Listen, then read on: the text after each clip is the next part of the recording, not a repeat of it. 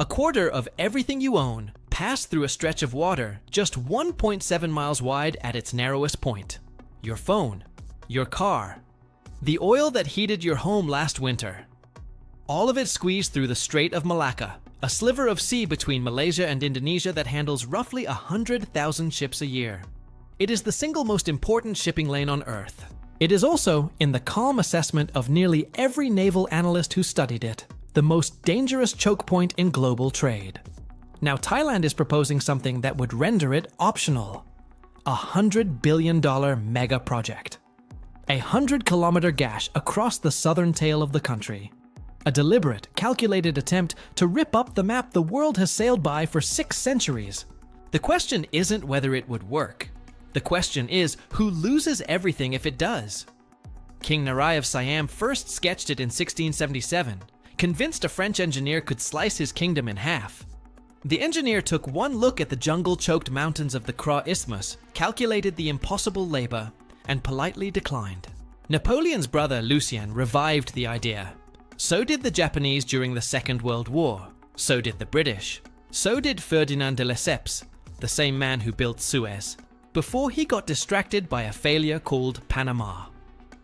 Every generation, for 3.5 centuries, someone has stood at the narrowest part of the Thai peninsula, looked at the 44 kilometers of land separating the Indian Ocean from the South China Sea, and asked the obvious question, why isn't there a canal here?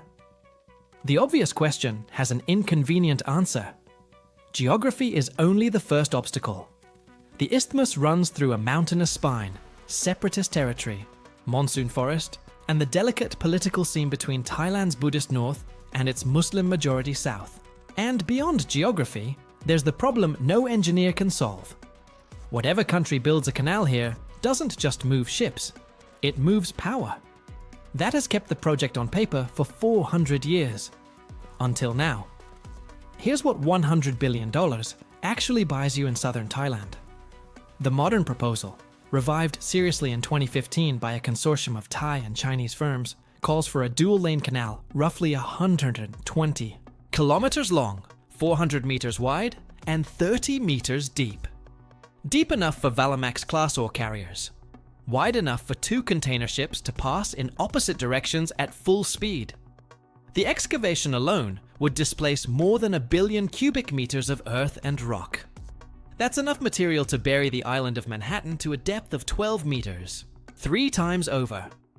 The project would require 25 years of continuous construction, a labor force peaking at 180,000 workers, and new port facilities on both coasts capable of handling the largest vessels afloat. 6 locks would manage the tidal differential between the 2 seas. An artificial freshwater reservoir would be carved into the hills to flush salt backflow during dry season. And, running alongside the entire length, a corridor of oil pipelines, gas lines, and high-speed rail, turning the cut itself into a hybrid trade artery. The shortcut it offers is modest on a map, only about 1,200 kilometers saved compared to a Malacca transit. But the time savings run to 3 or 4 days per voyage. And in global shipping, 3 days is the difference between a profitable quarter and a warning to shareholders. Multiply that across 80,000 potential transits per year, and the math begins to move economies.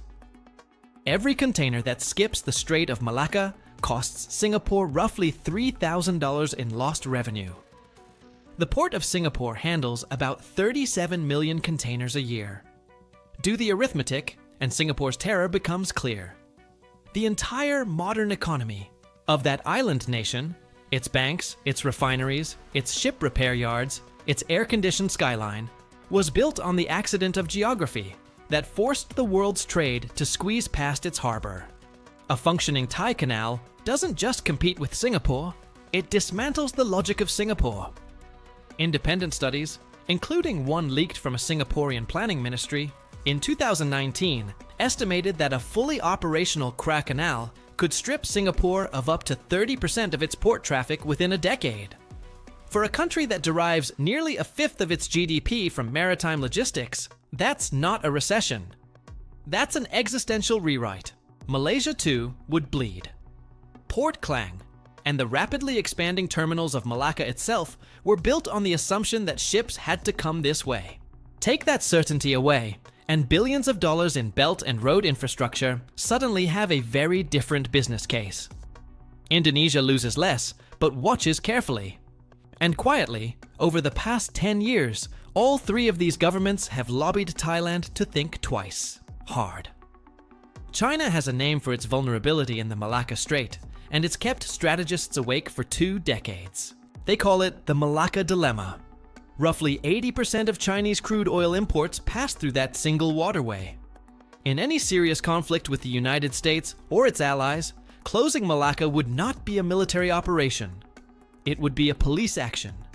2 destroyers and a handful of mines, and the Chinese economy loses its fuel supply in under a week. Beijing has spent 20 years trying to escape this trap. It built pipelines through Myanmar. It financed ports in Pakistan and Sri Lanka. It signed deals in the Arctic and courted Iran. None of it was enough. A Thai canal, by contrast, doesn't eliminate the vulnerability. Thailand is a US treaty ally, and the waterway could still be interdicted. But it fragments the choke point. It creates optionality. And optionality, in the cold calculus of energy security, is worth enormous premiums. That's why Chinese state-linked firms quietly financed feasibility studies in 2017 and 2020. That's why Thai-Chinese canal associations appeared in Bangkok with generous budgets. And that's why Washington has, through channels both formal and unusually direct, communicated to Bangkok that a Chinese-financed canal is a line Thailand does not want to cross. Carving a sea-level canal through the Kra Isthmus isn't Panama 2.0. The geology here is different, and worse. Panama's canal cuts through relatively stable sedimentary rock and benefits from the natural reservoir of Gatun Lake. The Kra Isthmus, by contrast, is a tangle of fractured granite, karst limestone, and fault-ridden metamorphic ridges. Early 2000s Japanese geological surveys flagged at least 3 active fault lines running directly across the proposed canal route. Tunneling engineers who've worked the Bangkok subway describe the substrate as heterogeneous to the point of unpredictability. Then there's the monsoon. Southern Thailand receives up to 3,500 millimeters of rainfall annually, arriving in 2 violent seasons. Any open excavation of this depth would require continuous pumping and slope stabilization on a scale never attempted.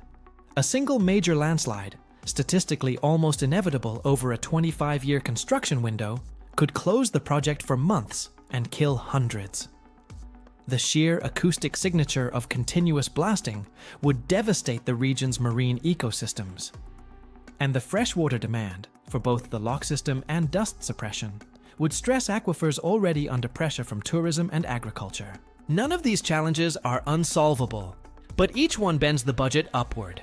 Internal estimates from a 2021 Thai feasibility review suggested the real cost, accounting for environmental remediation and geological contingencies, could exceed 160 billion, nearly double the public figure. And that's before the first excavator starts digging. Then, in 2023, Thailand quietly stopped talking about a canal and started talking about a land bridge. The pivot was subtle but consequential. Instead of cutting through the peninsula, the new plan proposes twin deep-water megaports, one at Champhan on the Gulf of Thailand coast, one at Ranong on the Andaman Sea, connected by a 90-kilometer corridor of highway, pipeline, and heavy freight rail. Cargo would be unloaded on one side, transferred across, and reloaded on the other. It's slower than a canal. It's clumsier. It can't handle liquid bulk at scale. But it costs a third as much. It doesn't require breaching the geological spine of the country. And critically, it's politically survivable. The land bridge can be framed as infrastructure, not strategic realignment. It can be built in phases. It can even be quietly abandoned if the political winds shift. By late 2024, the Thai cabinet had formally approved a $28 billion initial tranche for the project, with construction targeted to begin in 2027. Whether this version actually breaks ground or joins the graveyard of every prior canal proposal will depend on the next Thai election, the next shift in Sino-American tension, and the next shock to global shipping. A project this big doesn't just move ships, it moves people. An estimated 14,000 residents across 4 Thai provinces would be displaced by the most commonly discussed canal route. The land bridge version reduces that number, but not to 0. Fishing villages along the Ranong coast, where families have worked the same waters for 5 generations, sit directly in the path of the proposed deep water port. Protected mangrove forests in the Gulf of Thailand would be dredged or bulldozed to accommodate shipping channels. The Moken people, a sea nomadic culture whose ancestral fishing grounds stretch along the Andaman coast, have no formal legal standing in Thailand negotiations. Environmental groups have catalogued at least 7 endangered species, including Irrawaddy dolphins and dugongs, whose habitats would be permanently altered. Public consultation processes have been held. Reports have been filed. Whether any of it changes the final route is a question with, historically, a predictable answer. Infrastructure at this scale rarely bends for the people beneath it. Even under the most optimistic timeline, no cargo moves through any version of this project before 2039. That's 15 years of political turnover, commodity price swings, and technological disruption standing between the blueprint and the first ship. Autonomous vessels could reshape shipping economics. A serious Arctic route, increasingly viable, as polar ice retreats, could siphon European trade before CRA is ever operational. A collapse in Chinese manufacturing demand, already showing signs of structural decline, could undercut the entire traffic forecast. And a serious geopolitical realignment, the kind that seems less hypothetical every year, could either accelerate construction into an emergency timeline or freeze it permanently. The people betting on this project aren't betting on engineering. They're betting on which version of the 2040 world order comes to pass. That's a longer, stranger, and more uncertain wager than any canal engineer has ever made. Here's the strange part about infrastructure this ambitious. It doesn't have to be built to change the world. The mere credible threat of a Thai canal has already reshaped behavior. Singapore has accelerated diversification into financial services and biotech, hedging against a future where ports matter less. Chinese strategic planners have learned to think in terms of choke point fragmentation. American naval posture in the Indian Ocean has shifted, subtly but measurably. The ghost of a canal that may never exist is, in its own way, already a geopolitical actor. And that's the quiet genius, or the quiet hubris, of a project like this.